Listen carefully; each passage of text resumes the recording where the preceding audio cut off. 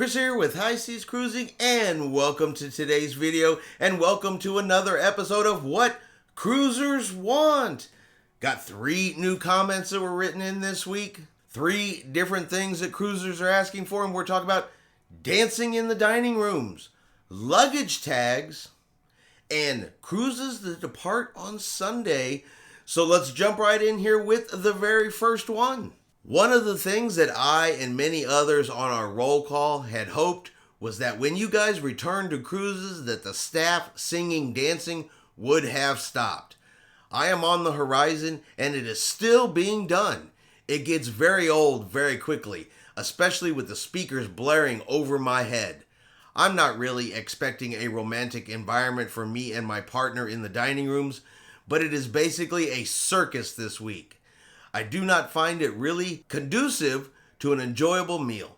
Most Americans feel awkward watching these poor waiters being forced to dance when they clearly do not like to do so. We now do what hundreds of passengers are doing here, and that is hope that we have finished dinner so we can head for the doors before the show starts. Alright, so what do y'all think? Do you think the crew is unhappy that they have to do the singing and the dancing in the main dining rooms? Do they absolutely not like it? Do you absolutely not like it that you shove your meal in your mouth as fast as you can so you can run out the door and not have to see the show? As this person would make us believe that that is how everybody feels. That's how hundreds of people are doing it.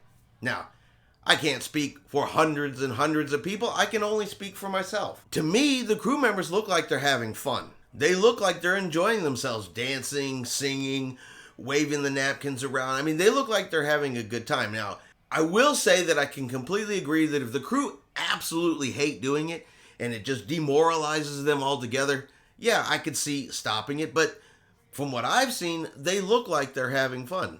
I look forward to the shows inside the dining rooms. I find them enjoyable, energetic, and a great addition to the meal that we're having, but that could just be me. You guys let me know in the comments below.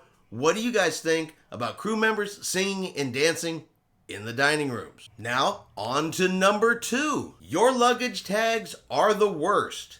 How are people who have to fly to the ship supposed to attach them? We are expected to have to fly with a stapler? Carnival should also supply the plastic laminate covers free of charge like Blank does. Alright, one, I have no idea who Blank is. I've yet to have a cruise line provide me a free, clear laminate cover for my luggage tags. The way it's been for all the cruises I've been on is I print them here at the house, and then I take them with me. And I went on Amazon and purchased a set of luggage tag holders with a metal fastener that I put on my luggage before each and every cruise, fold up my luggage tags, stick them right inside. Never had an issue, never had a problem. I bought them a few years ago and they still work perfectly fine today. So I think it's a bit dramatic to say that, you're expected to carry a stapler with you, when there's a very easy and obvious solution out there that majority of experienced cruisers already have, use, or know. And honestly, when I'm planning my cruise, thinking about my cruise, getting ready for my cruise, I make sure I have my luggage tag stuff, but that is not number 1 on my priority list. But you guys let me know what you think below, because of course, I'm curious to know what everybody else thinks as well. Are luggage tags for cruises a problem? And number 3, and of course this person speaks for most of us out there, but let's take a look at it and see if they actually speak for you and me. Hey, question for you. Looking for our next 7-day, what's up with so many cruises leaving on a Sunday? What is up with that? Kind of hard on those who have to be back to work on Monday. Carnival should listen and realize most of us want more Saturday cruises. So what do you guys think about sailing on Sundays? Now, I've sailed on Sundays, I've sailed on Mondays, I've sailed on Saturdays. It really all depends whether it's a 4-day, 5-day, 6-day, 7-day, 8-day, 10-day, 14-day cruise. Really depends on the day of the week that it sails. And of course you have to realize not all cruise ships can leave on the same day of the week, because then they would all get to the cruise ports at the same day of the week, and then it would be overcrowding. So of course everything has to be spaced out. And while I do recognize that there are quite a few that leave on a Sunday, it's never personally a problem with me.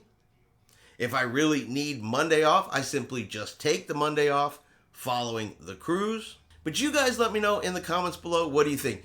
Does this person speak for most of us? Because apparently most of us want this. So do most of us want this? Do you want cruises to stop leaving on Sundays or leave on different days? Let me know in the comments below. All right, I hope you guys have enjoyed today's video of what cruisers want. If you have, do me a favor, hit that thumbs up button. Have yourself a great day. And like always, we will see you out on the high seas.